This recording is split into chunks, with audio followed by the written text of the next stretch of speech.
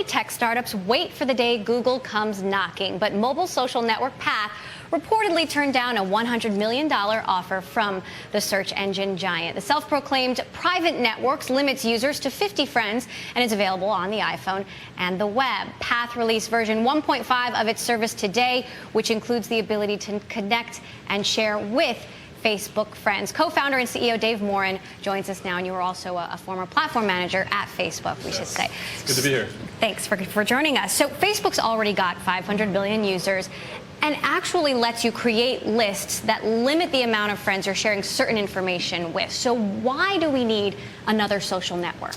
Yeah, when we were getting going with Path, we took a close look at the variety of sort of applications that were available on mobile phones, and we were paying a lot of attention to the trend that the mobile internet will actually be larger than the desktop internet by 2014. And if you look at how people use their mobile phones, they tend to use them to connect with their 5 closest friends with voice. They text message with 10 or 15 people over text, and then they use their phone to take photos. And we were finding that people were taking a lot of photos, but they weren't sharing them anywhere. And so we would ask them, why don't you share more of your photos that are in your photo library on your phone? And they would say they're just too personal. And so our goal at Path is to create a network that's personal enough that you feel like you can trust, and a place that you sort of can always contribute any of those moments of your day. So you launched Path 1.5 today, which actually allows you to interface with Facebook friends. Why leave Facebook to start this? I mean, couldn't you have done this at Facebook? I think that the opportunity that I saw was to start a company that was mobile first. Facebook started on the desktop at Harvard with Mark, and the internet was a very different landscape back then. And we really wanted to create a highly personal experience for these devices that we're carrying around in our pocket every day. When you look at Path, Dave, did you imagine the tablet business would be what it's become already? The iPad's only open for a couple of months.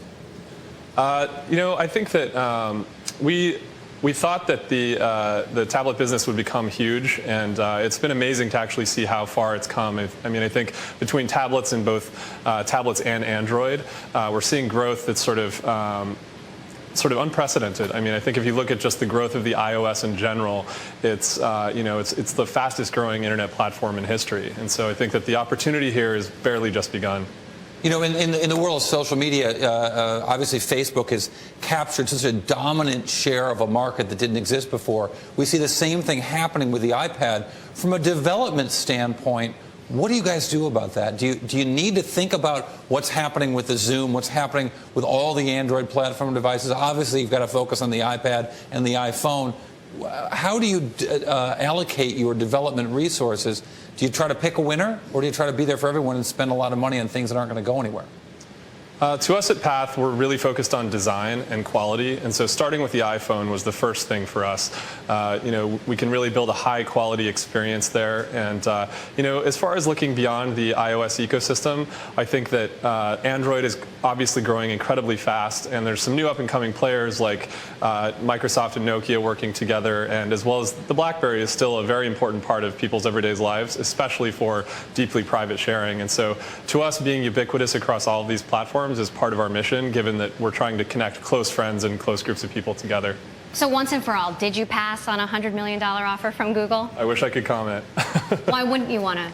To Google? At Path, we're incredibly focused on the long term. We really think, as we were developing the product, we really sort of tried to unplug from social media technology and pay a lot of attention to how humans just interact with each other. And we found that people really like sharing a lot more moments more frequently with their close family and friends, and that if we could build an experience around that, it would be a good thing for the world. And so we really just are focused on the long term. You were one of the earliest employees at Facebook. We've seen reports about a co-founder planning to sell a massive chunk of shares. As an early Facebook employee, have you considered selling your shares, and what does that involve? What would it, have you considered selling? Yeah, I mean, the markets are, there's some interesting innovation going on in the sort of private markets with companies like Second Market and things like these. And I think a lot of people from the early days of Facebook are sort of well in the loop on those kinds of things. Whether or not I'm selling or not, I guess I won't comment on that. But, I think that what it has provided is the ability for early Facebook employees to go and start their own companies and to really sort of drive innovation forward. And I think you're seeing that with companies like Asana and Quora and Path. Dave, how does Path make money, and how much can you guys make?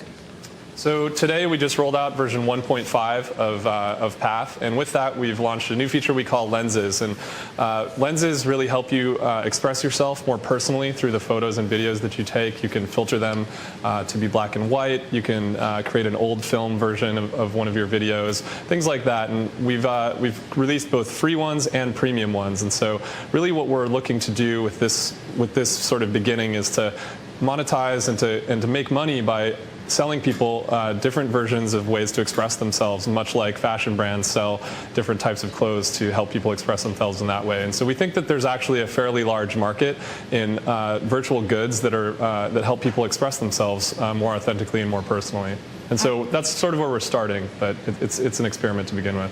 All right, thank you so much. Dave Morin, CEO of Path. I logged on. A couple of my friends are on Path. We'll see if more join in the future. Thanks for joining us. Got it.